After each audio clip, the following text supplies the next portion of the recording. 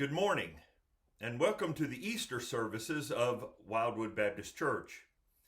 If you are unfamiliar with us, my name is Bill Vest, and I have the privilege of pastoring the good people at Wildwood Baptist Church in Englewood, Tennessee. And we are glad that you are sharing this Resurrection Sunday with us as we look at the glory of and the importance of the resurrection of Jesus Christ from the dead. Now, if you were not with us last Sunday, what we are going to do this week is we are going to look back at our Palm Sunday message, Jesus' conversation with Nicodemus, and take three passages from that conversation to reveal to us just exactly what Easter means. Now, if you'll remember, in John chapter 2, Jesus commences his ministry. His inaugural work was at a wedding at Cana. And this wedding reveals both the desire of God and the purpose of Christ's coming to bring men and women who are separated from God back into communion with God. And not just communion, but the closest possible communion. God had said in Genesis chapter number 1 and 2 that man shall leave his father and mother and cling unto his wife, and the two shall become one flesh, laying at the very beginning a mystery for us that is a visible representation of the invisible connection that God desires with us. The closest possible expression of communion and love. Jesus rescues a small tragedy at the wedding of Cana to reveal that he is going to perform the great work of removing the greatest tragedy that the world has ever known, the separation of God and his people. Now, secondly, in John chapter number 2, he follows the wedding of Cana with the cleansing of the temple. That which should not have needed cleansing, needed cleansing. In fact, after he cleansed it, as soon as he went away, the corruption came straight back. And so Jesus, in cleansing of the temple, also gave us a promise that he would build a new temple, and that he would build it in 3 days. He would build an incorruptible place to meet with God and to find grace that cannot be removed and will not be denied to any to whom God extends it to and who receive it by faith. Now, the temple that he promises to build in 3 days was the body of his flesh. John goes on to say there at the last part of John chapter 2 that it was after his resurrection that they understood these verses. And then after the wedding of Cana and the cleansing of the temple, Jesus moves on and has a conversation with the teacher of Israel at night. And in that conversation, Nicodemus is thoroughly confused. And yet that conversation illuminates us and gives us understanding of this great and wonderful day that we have gathered to celebrate. In John chapter 3, verse number 7, after Nicodemus speaks, Jesus tells Nicodemus, "You must be born again." Nicodemus comes back with a question, how can a man be born again? How can he enter into his mother's womb a second time and be born again? And Jesus says in verse number 7, "Do not marvel that I say to you, you must be born again." Now this statement, "you must be born again," rocked the teacher of Israel. I mean, why would he have to start all over again? He has spent his life studying the law. He has spent his life studying the history of Israel and God's dealings with man. He has sacrificed much to gain this position, and I'm sure in sincere sacrifice in trying to serve God. And Jesus tells even Nicodemus, you must be born again. So not only does it rock Nicodemus that he, after all of his work, after all of his sacrifice, after all that he has done, that he must be born again. The next question would be, well, how? You can't enter into your mother's womb a second time. That is just ridiculous. And what Nicodemus is astonished by is the promise that is implied in these verses.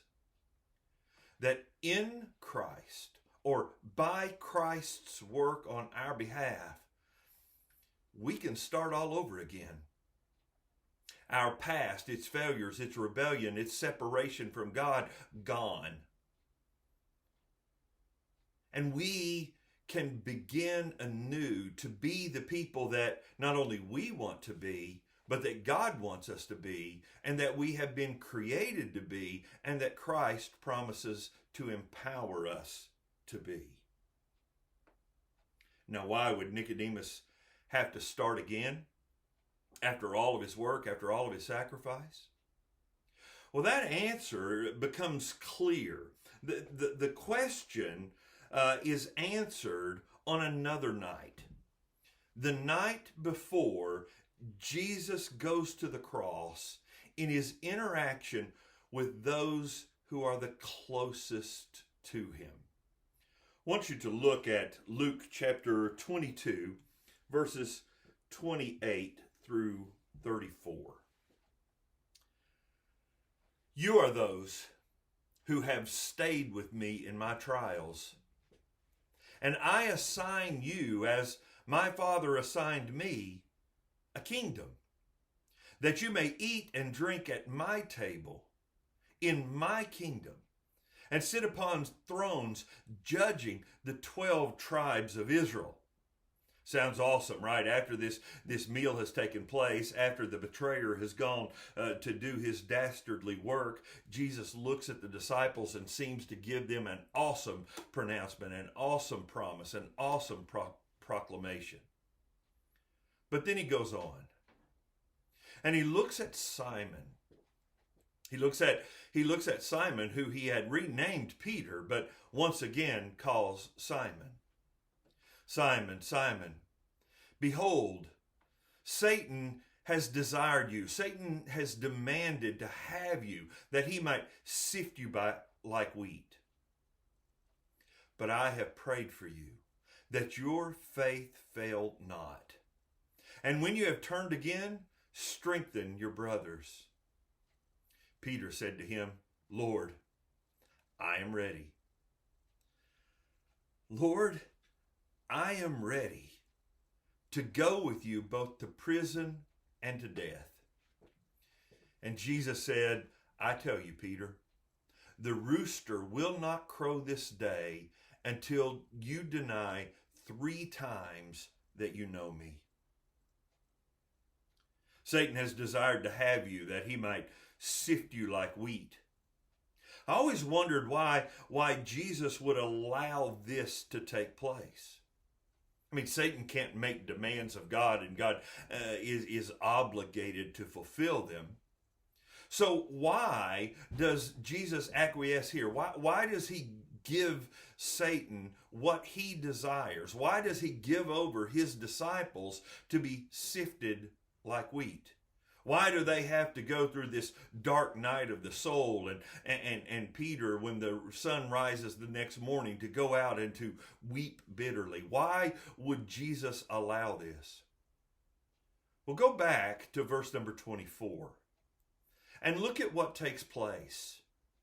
Jesus had said, one of you who sits at the table with me is a betrayer. And they all wondered if it was them. And then after Judas is exposed and he departs, a dispute also arose among them as to which of them should be regarded as the greatest. And he said to them, The kings of the Gentiles exercise lordship over them, and those in authority over those who are called benefactors. But not so with you. Rather, let the greatest among you become as the youngest, and the leader as one who serves. For who is the greater, the one who reclines at the table or the one who serves? Is it not the one who reclines at the table?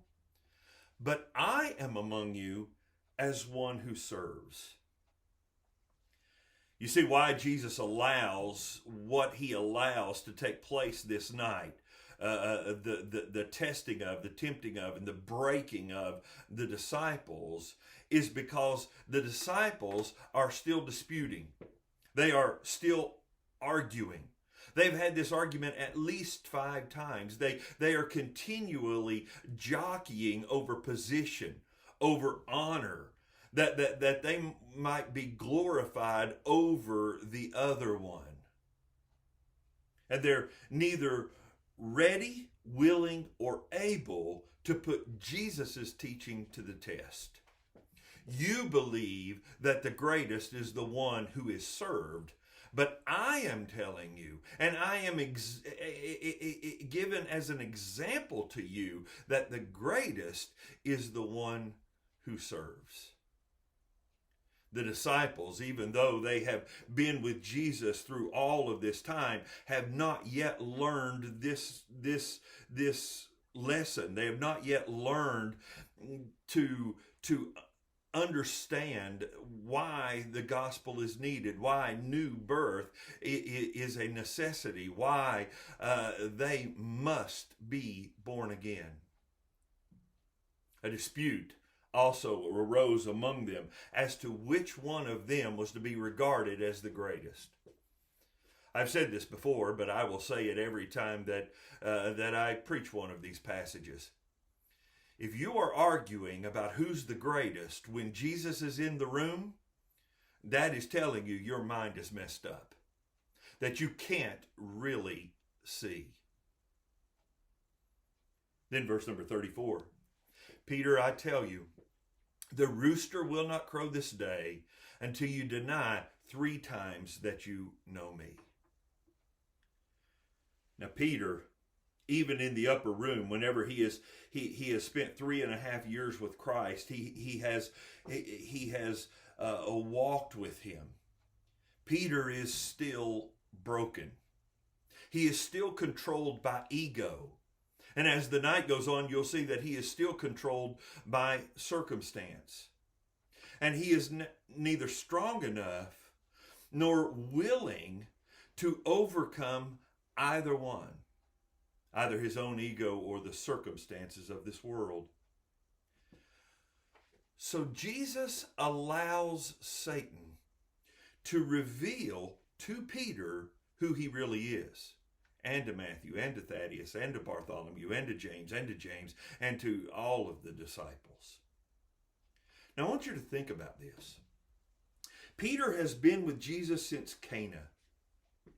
He has watched him cast out demons. He has watched him heal the sick. He has watched him feed more than 5,000 people with 5 loaves and 2 fish. He has watched him raise the widow of Nain's son. He has watched him raise Lazarus from the dead. He has watched him bring about an incredible change in the life of Zacchaeus. He has been with him through all of the trials, Jesus says.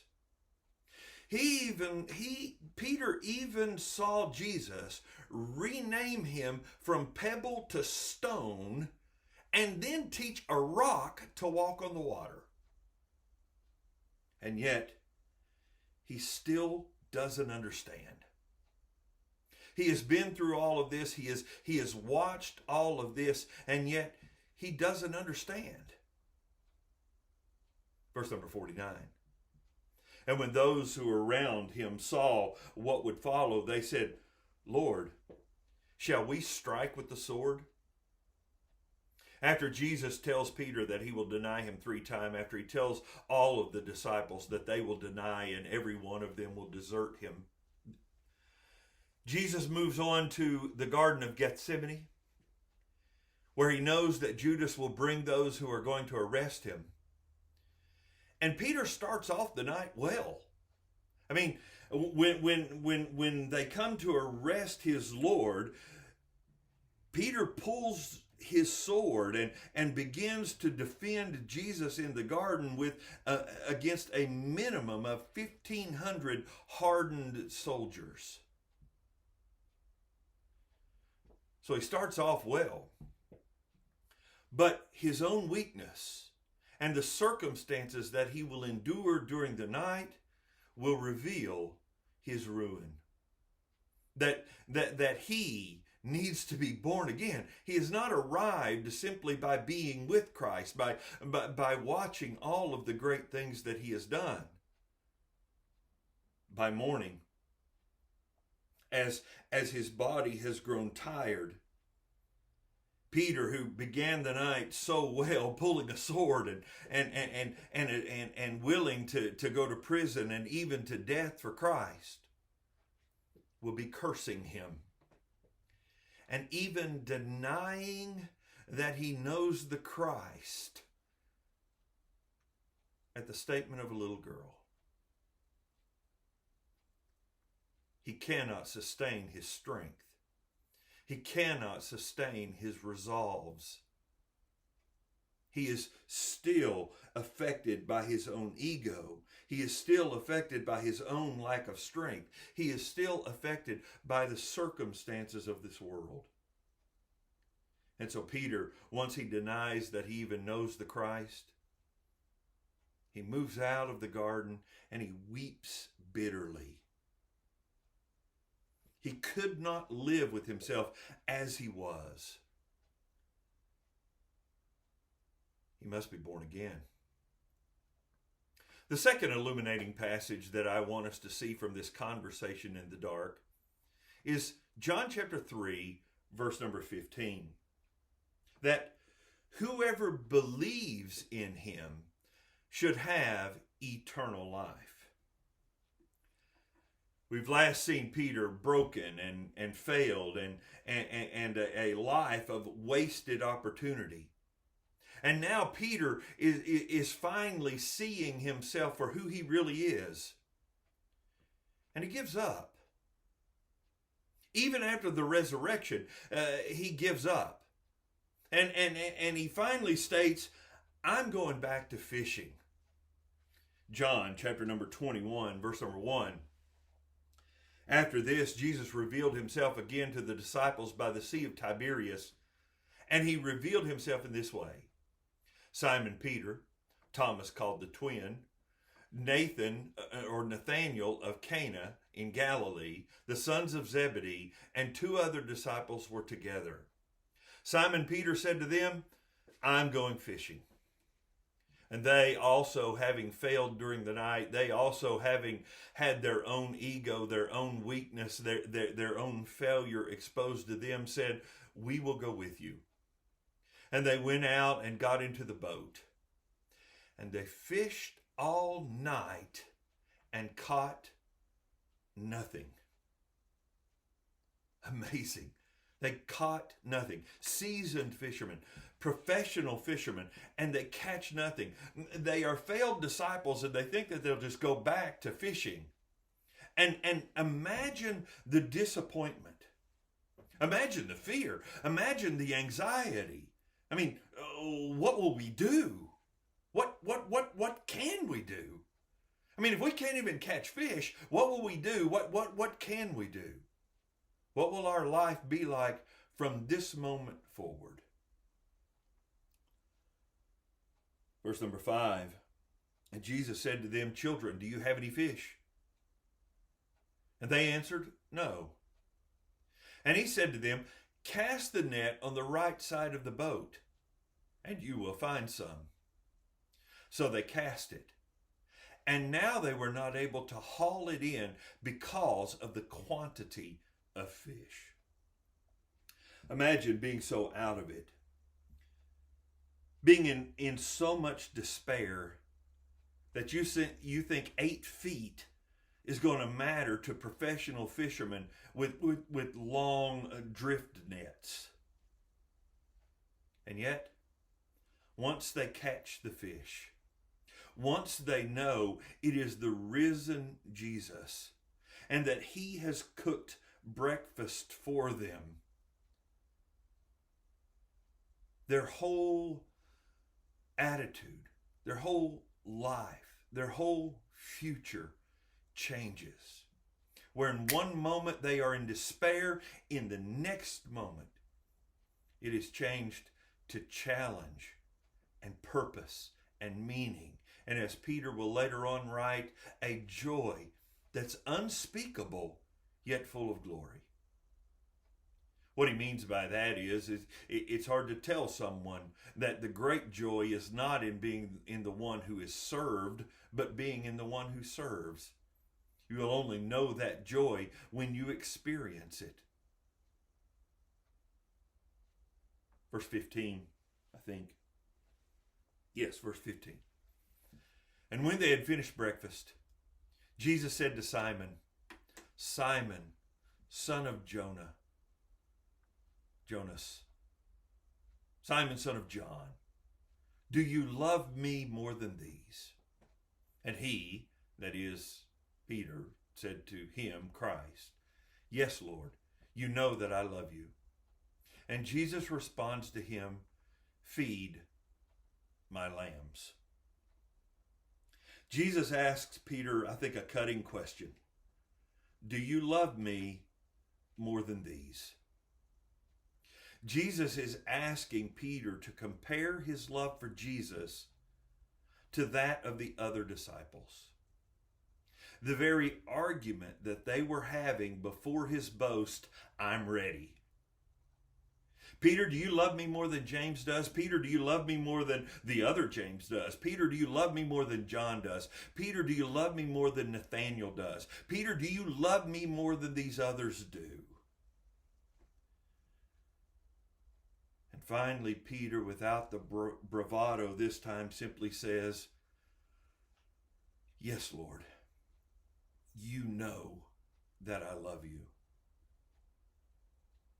Then, just as Peter denied Jesus 3 times, Jesus allows Peter to express his love, to express his desire, to erase, as it were, the cursing from his mouth and his denial of Christ.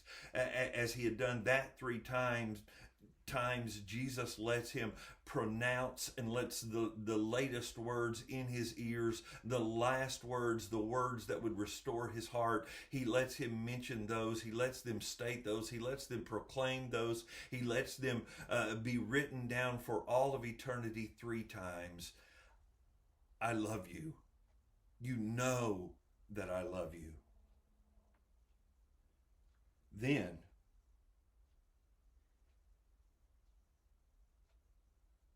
he even gives Peter a purpose. Peter, who thought he was no longer willing or no longer allowed, no longer good enough, no longer righteous enough to be one of the disciples of Christ, finds that now for the first time he is. You remember all through Jesus' ministry, whenever they would see a miracle, when they would see Jesus do something great, he would say, okay, now don't tell any man. Don't tell anyone. Don't tell anyone. Don't tell anyone. Why? Why would he say that?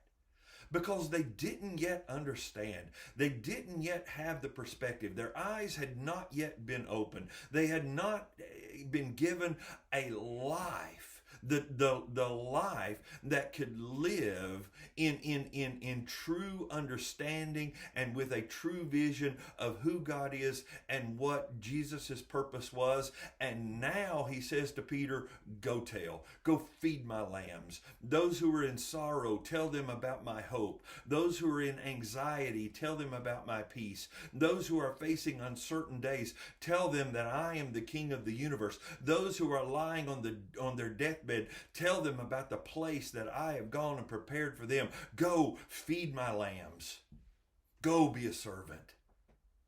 Let your life have meaning. Let your life have purpose. Let the tears be erased with a joy unspeakable and full of glory.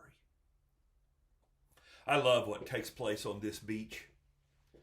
Not only is it the restoration of Peter and then the rest of the disciples, but you also have the mockery of Satan. God mocks Satan by not allowing him to destroy Peter and the disciples, but by letting him pick them apart. He has desired to have you that he might sift you like wheat, but be of good cheer. I have prayed for you, that your faith fail not. I'll let you tear them apart, but I won't let you destroy them. And God is mocking Satan by allowing him to do this. Because it is in that tearing apart that they find out that they can't live as they are. They must be born again. And then God reconstructs them. God's reconstruction of Peter makes him stronger than he ever could have been otherwise. Peter will never again argue with his brothers over who's the greatest, over who should receive the greatest honor. No, he helps them. He guides them along the way. He serves faithfully in humility and power. Peter and the others thought themselves failures, unfit for service. But because of Jesus, because of a breakfast, and because of a walk down a beach, they changed the world. Lastly, I want us to look at the third illuminating passage from this conversation with Nicodemus. It's found in chapter 3, verses 7 and 8. Do not marvel that I say to you, you must be born again. The wind blows where it wishes, and you hear its sound, but you do not know where it comes from or where it goes. So it is with everyone who is born of the Spirit. People will often come to me as a pastor for help, and I will tell them about Christ and what he can do for them. And inevitably, immediately, they will say, show me. Show me some proof of God. Show me some proof of Christ. Show me some proof of what he can do. That's why Jesus is talking to Nicodemus in this way. He tells Nicodemus, you can't see the wind, but you can see the result of it. You can see the dust that it picks up, the leaves that it moves along the ground, the trees that it bends, the hair that it moves, the waves that it makes upon the sea. You can't see the wind, but you can see the effects. It's always amazing to me that we demand this level of proof from God, but we allow a much lesser level in every other part of our life. Show me your intelligence. I cannot extract it and put it on the table for you, but I can demonstrate it for you by winning every Trivial Pursuit game I've ever been in. Just kidding, my brothers will get a kick out of that. But I can't show you my intelligence in a way of extracting it and putting it on the table that you might see it, but I can demonstrate it to you. Men can demonstrate intelligence by learning to fly to the moon, by understanding and inventing the internal combustion engine, by learning languages. Show me love.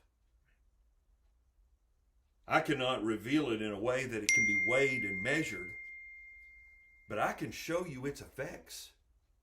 I can show you the demonstrations of it. When a mother will make clothes out of curtains so that their children might have new clothes to wear to school. And a father who goes to work when he doesn't want to, so that his children might be educated to have a better life than he had.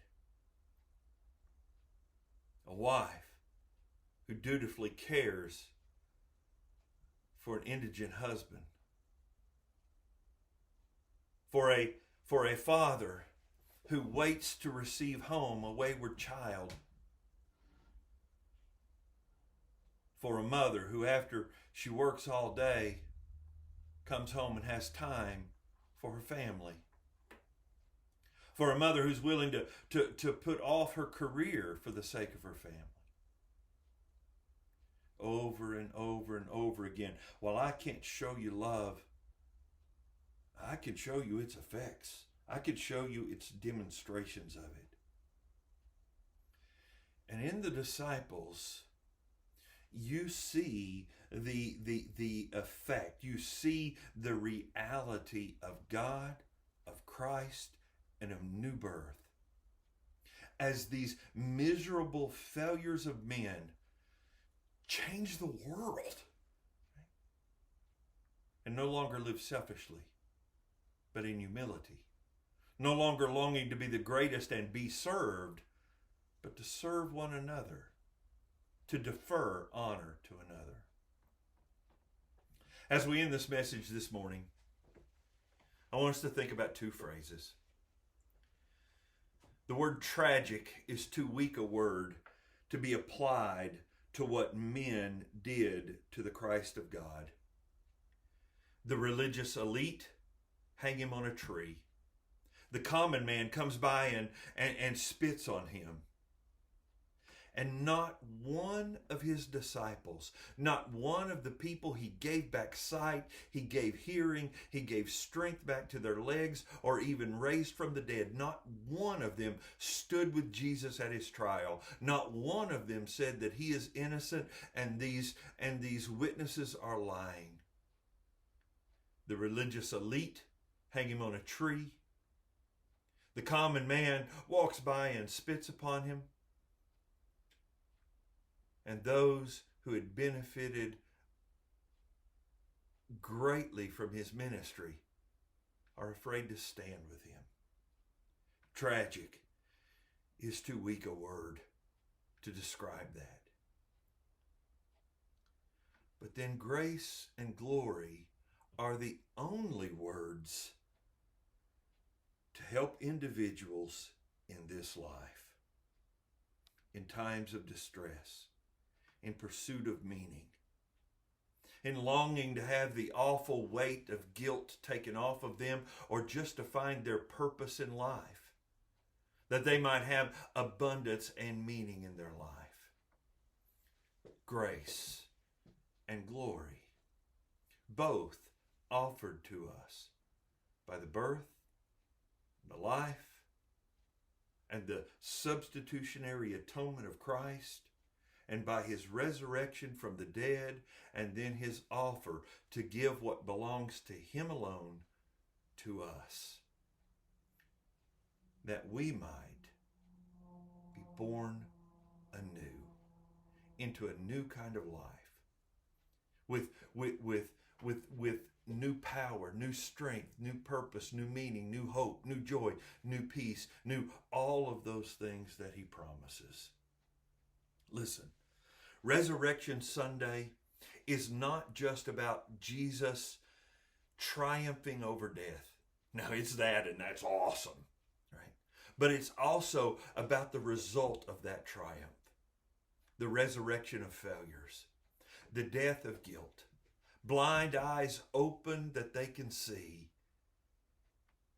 and men and women finding purpose and meaning in this life, and that being fulfilled, providing them abundance.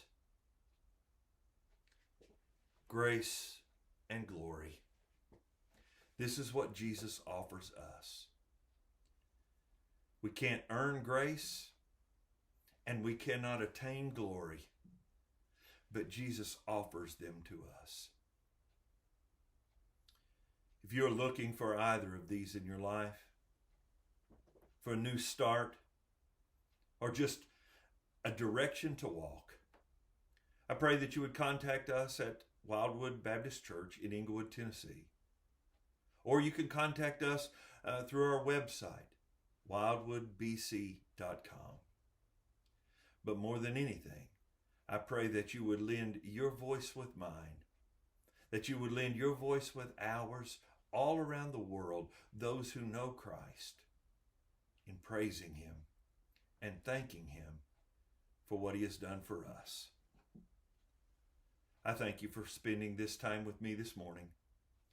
And I pray that we would truly examine ourselves to see who we are and who Christ would have us to be, and endeavor to live by that. And endeavor to live that life that he has for us. I pray this in his name. Amen.